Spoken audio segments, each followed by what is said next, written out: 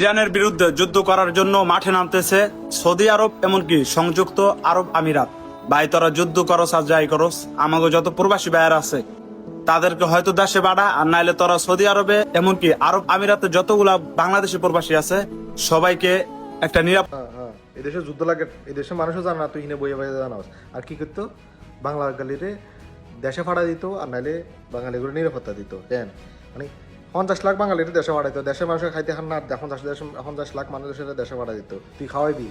আর কি কয় মানে এই দেশের সুখের সময়, মানে সুখের সময় বাঙালিরা এই দেশে এসে কাম করে, এই দেশে টেয়া দেশে ফাড়া নিজের দেশে উন্নত করতো।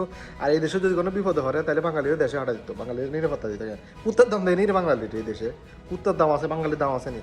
তুই বলছিস বাঙালি এই দেশে প্রায় 3.5 কোটি মানুষ আছে, এগুলো তো বাঙালিতে কেউ দামে দেয় না। আর তুই নিরাপত্তা দিত, বোকা চোদা করানোর মুখে যায় তা করে তোর মালসি তো তোর দাম দেয়নি রে। আর এনে ফাফাসো দাস এই দেশের সুখের সময় থাকতে, আর এই দেশে যদি কোনো সমস্যা হয় তাহলে বাঙালির ফাটা দিতে দেশে, কি একটা কথা, বোকা চোদা করানোর।